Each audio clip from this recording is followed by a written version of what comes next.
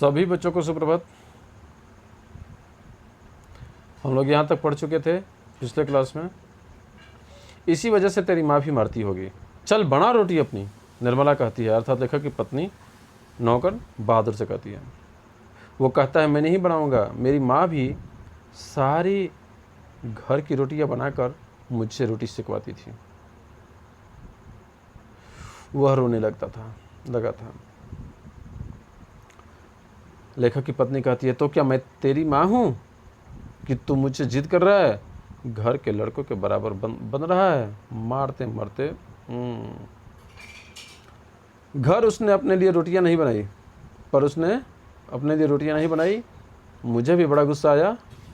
मैंने उसको डांटा और समझाया, पर वह नहीं माना। रात भर वह भूखा ही रहा, पर सवेरे उठकर वह पहले की तरह ही हंसने लगा। उसने अंगीठी जलाकर अपने लिए रोटियां सेकीं। अपनी बनाई मोटी और भद्दी रोटियों को देखकर वह खिलखिलाने लगा। फिर रात की बची हुई सब्जी से वो क्या खाना खा लिया। लेकिन निर्मला का भी हाथ खुल गया था। वह उससे कुछ चिढ़ भी हो गई थी। अब बहादुर से कोई भी गलती होती तो वह उस पर हाथ चला देती थी। उसको मारने वाले अब घर में दो व्यक्ति हो गए थे। एक तो किशोर का बड़ा लड़का, लेखक का बड़ा लड़का किशोर, और दूसरा इनकी पत्नी अर्थात निर्मला। कभी कभी एक गलती के लिए उसको दोनों भी मारते थे। बरसात बीत गई थी। आकाश दर्पण की तरह स्वच्छ दिखलाई देता। उन्होंने बहादुर की माँ के पास चिट्ठी लिखी थी कि उसका लड़का मेरे पास मज़े में है और मैं उसकी तनख्वाह के पैसे उसके पास भेज दिया करूँगा। लेकिन कई महीनों के बाद भी उधर से कोई जवाब नहीं आया। क्यों नहीं आया? क्योंकि जब चिट्ठी पहुंचा होगा तो वो पढ़ नहीं पाई होगी, और चूँकि अनपढ़ गंवार थी इसलिए वो लिख भी नहीं पाई। मैंने लेखक से कह दिया था कि उसका पैसा यहाँ जमा रहेगा, जब वह घर जाएगा तो लेता जाएगा। पर अब बहादुर से भूल गलतियाँ अधिक होने लगी थी। शायद उसका कारण मारपीट और गाली गलौज हो। लेखक कभी कभी उसको रोकना चाहते हैं, फिर वह सोच कर चुप हो जाते हैं कि नौकर चाकर तो मारपीटें खाते ही रहते हैं। क्या सोच है लेखक साहब की। देखिए, लेखक साहब के बारे में मैं नहीं कह रहा हूँ। ये मत सोचना बच्चों कि ये सर लेखक के बारे में उपहास कर रहे हैं या जो कुछ है, ठीक है, आलोचना कर रहे हैं। नहीं, लेखक ने स्वयं अपनी इस रचना के माध्यम से उन्होंने बताया है, ठीक है। वो अपने करे किराए पर अफसोस भी करेंगे पाठ के अंत में। एक दिन रविवार को मेरी पत्नी ने के एक रिश्तेदार आए, और यहीं से कहानी मोड़ देती है, ठीक है। वह बीवी बच्चों के साथ आए थे। कैसे रिश्तेदार थे तुम लोग थोड़ा सा अनुमान लगाना, और ये भी देखना कि क्या आपके भी रिश्तेदारों में कोई इस तरह का है, ठीक है। तो थोड़ा देखना, तुम लोग वॉच करना। वह अपने किसी खास संबंधी के यहाँ आए थे, तो यहाँ भी भेंट मुलाकात करने के लिए चले आए। यहाँ का मतलब लेखक के घर पर। घर में बड़ी चहल पहल मची हुई थी। लेखक बाजार से रोहू मछली और देहरादूनी चावल ले आए। देहरादूनी चावल बासमती चावल होता है, जो कि बहुत ही अच्छा क्वालिटी का चावल होता है। वो ये सोच लो कि लगभग पार ही होगा, उसका रेट अच्छा खासा है, सबसे महंगा चावल है। नाश्ता पानी के बाद बातों की जलेबी छनने लगी। किसकी जलेबी छनने लगी? बातों की जलेबी। बातों की जलेबी समझते हो ना, बात बनाना।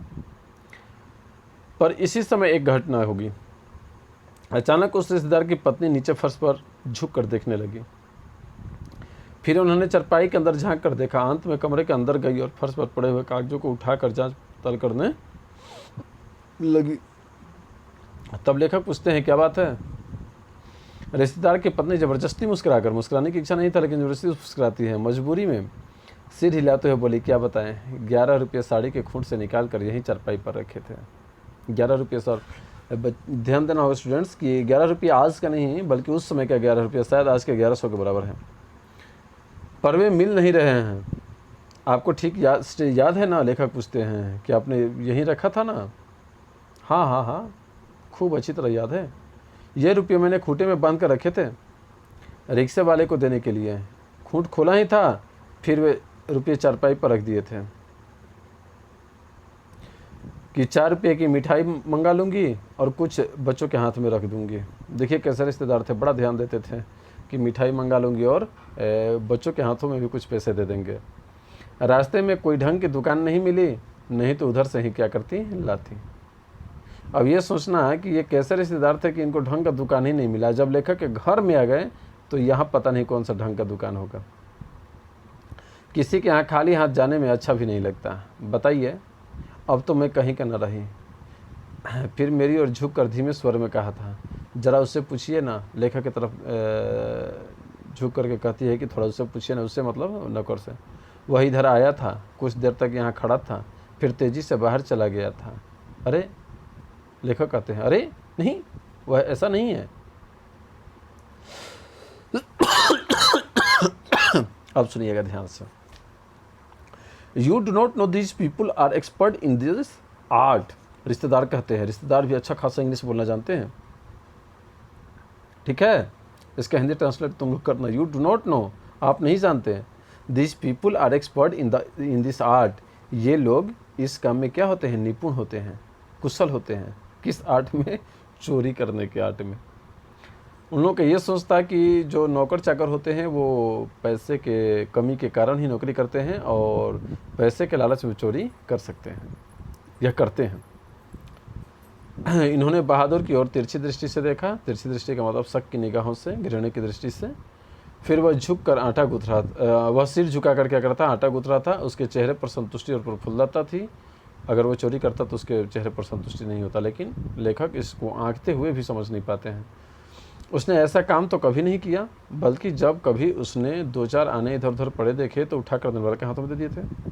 पर किसी के दिल की बात कोई कैसे जान सकता है? न मालूम अचानक लेखक को क्या हो गया और ये गुस्से में आ गया। बहादुर, लेखक कड़े स्वर में कहते हैं।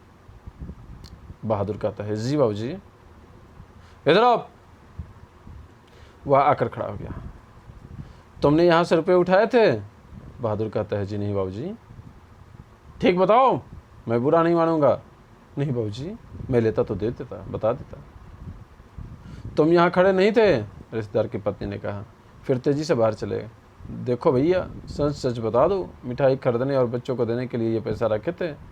मैं तो बुरी फंसी, अब वापस जाने के लिए रिक्शे के भी पैसे नहीं। देखिए कितने अच्छे रिश्तेदार थे, है ना। कितने भले भोले भाले रिश्तेदार थे, प्रतिष्ठित, इज्जत आबरू का ध्यान देने वाले, बच्चों का ख्याल रखने वाले। वो कभी खाली हाथ नहीं जाते। बच्चों ये ध्यान देना होगा कि जो मैं बोल रहा हूँ उसमें कितनी सच्चाई है। ये रिश्तेदार पैसे लेकर आए ही नहीं थे। जब इनके घर में पैसे की कमी हुई तो अपने रिश्तेदारों के यहाँ जाकर 2 दिन 4 दिन करके खाना खाते थे ताकि राशन का कुछ खर्च वर्च बचे। भला इस तरह के रिश्तेदार मिठाई लेकर आ सकते हैं? भला इस तरह के रिश्तेदार बच्चों के हाथों में कुछ पैसे दे सकते हैं? बल्कि ये रिश्तेदार इनके यहाँ से खाना भी खाए 2 दिन और पैसा लेकर जाने के प्लानिंग में भी थे। देखना, ये आगे पता चलेगा। मैं तो बुरी फंसी। हाँ, ये पढ़ चुके हैं हम लोग। मैं तो बाहर नमक लेने गया था, नौकर कहता है। सच सच बता बहादुर, अगर नहीं बताएगा तो बहुत पीटूंगा और पुलिस के सुपुर्द कर दूंगा। लेखक चिल्ला पड़ते हैं। पुलिस के नाम पर वो बेचारा क्या हो जाता है, डर जाता है। मैंने नहीं लिया बाबूजी। बहादुर का मुंह काला पड़ गया था।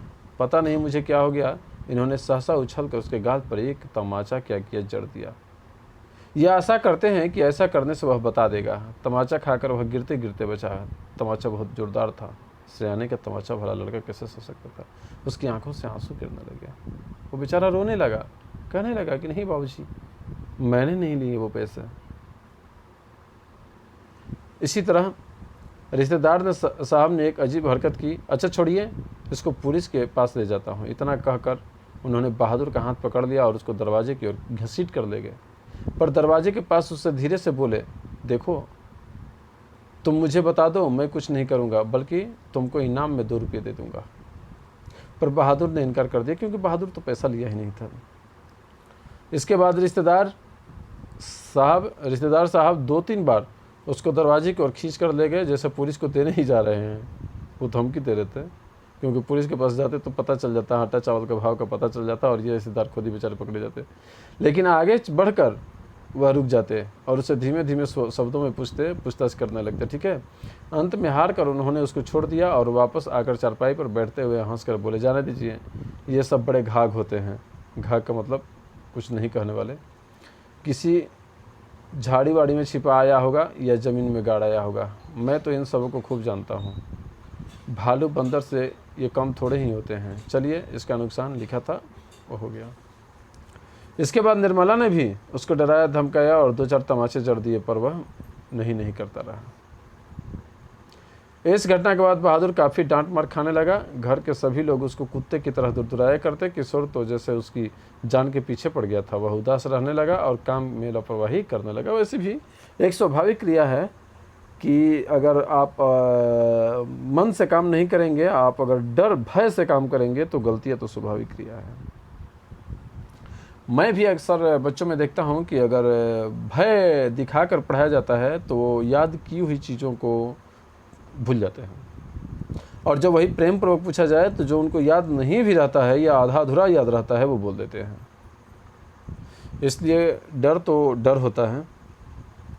एक दिन लेखक दफ्तर से विलम्ब से आए। विलम्ब का मतलब देर से, लेट से। निर्मला आंगन में चुपचाप सिर पर हाथ रखकर बैठी थी। सिर पर हाथ रखने का मतलब पछताना।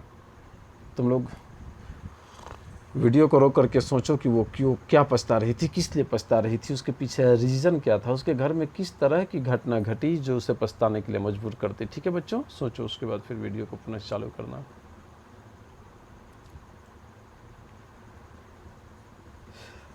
अब हम लोग आगे बढ़ते हैं। अन्य लड़कों का पता नहीं था, केवल लड़की अपनी माँ के पास खड़ी थी। लेखक की लड़की भी थी। अंगीठी अभी नहीं जली थी। आंगन गंदा पड़ा था। बर्तन बिना मले हुए रखे थे। सारा घर जैसे काट रहा था। क्या बात है, लेखक ने पूछा। लोग कहते हैं कि बहादुर भाग गया। अजीबोगरीब कहानी हो गई यहाँ पर। अब भाग गया क्यों, पता नहीं। आज तो कुछ हुआ भी नहीं था। सवेरे से ही बड़ी प्रसन्न था। हमेशा माताजी किया रहा। दोपहर में खाना खाया, उसके बाद आंगन से सिलबट्टा लेकर बरामदे में रखने जा रहा था। सिलबट्टा का मतलब सिलबट जिस पर मसाला पीसते हैं। अब तो हालांकि मिक्सी वगैरह चल रहा है, उन दिनों मिक्सी का प्रचलन नहीं था। ये काफ़ी दिन पहले की बात है जब ये कहानी लिखी गई थी। सिल हाथ से छूटकर गिर गई, चूँकि भारी होता है पत्थर। 2 टुकड़े हो गए। शायद इसी डर से वह भाग गया कि लोग मारेंगे। पर लेखक की पत्नी कहती कि मैं इसके लिए उसको थोड़े ही कुछ कहती, क्या बताऊं, मेरी किस्मत में आराम ही नहीं। देखिए, जब बहादुर था तो लोग, अब क्या कहा जाए, ठीक है ना। हाँ, तो कुछ ले गया। पूछते हैं लेखक कि कुछ ले गया। यही तो अफसोस है, कोई भी सामान नहीं ले गया। उसके कपड़े, उसका बिस्तरा, उसके जूते सभी छोड़ गया है। पता नहीं उसने हमें क्या समझा। अगर वह कहता तो मैं उसे रोकती थोड़े, बल्कि उसको खूब अच्छी तरह पनाह उड़ा कर भेजती। हाथ में उसकी तनख्वाह दे देती। तनख्वाह समझते हो ना बच्चे? तनख्वाह का मतलब है पेमेंट, जो मेहनताना। 2-4 रुपये और अधिक देती। पर वह तो कुछ ले ही नहीं गया। और वे 11 रुपये, अरे वह सब झूठ हैं। मैं तो पहले ही जानती थी कि वे लोग बच्चों को कुछ देना नहीं चाहते, इसलिए अपनी गलती और लाज छिपाने के लिए यह प्रपंच रचा होगा उन्होंने। प्रपंच का मतलब उन लोगों को क्या मैं नहीं जानती? मैं जानती नहीं। कभी उनके रुपये रास्ते में गुम हो जाते हैं, कभी वे गलती से घर पर ही छोड़ आते हैं। कहने का मतलब ये तो बहाना इनका पहले से ही था। आज तो ये बहादुर एक ज़बरदस्त बहाना मिल गया था केवल। मेरे कलेजे में तो जैसे कुछ हो रहा है। किशोर को भी बड़ा अफसोस है। उसने सारा शहर छान मारा पर बहादुर नहीं मिला। किशोर लेखक का बड़ा आग्रह है। किशोर आकर कहने लगा, अम्मा, एक बार भी अगर बहादुर आ जाता तो मैं उसको पकड़ लेता और कभी जाने ना देता। उससे माफ़ी मांग लेता और कभी नहीं मारता। अफसोस देखिए हर सदस्यों को हो रहा है, लेखक को, लेखक की पत्नी को, लेखक के बड़े लड़के को। सच, अब ऐसा नौकर कभी नहीं मिलेगा। कितना आराम दे गया हो। अगर वह कुछ चुरा कर ले गया होता तो संतोष हो जाता। निर्मला आंखों पर आंचल रखकर रोने लगी। मुझे बड़ा क्रोध आया। लेखक को क्रोध आया। ये चिल्लाने लगे, पर भीतर ही भीतर कलेजा और बैठ रहा था उनका। ये वहीं चारपाई पर सिर झुका कर बैठ गया। इनको एक अजीब सी लघुता का अनुभव हो रहा था। लघुता का इसलिए हो रहा था कि भाई बहादुर तो वास्तव में बहादुर था। बहादुर के पास किसी तरह का कोई कल चपट नहीं था।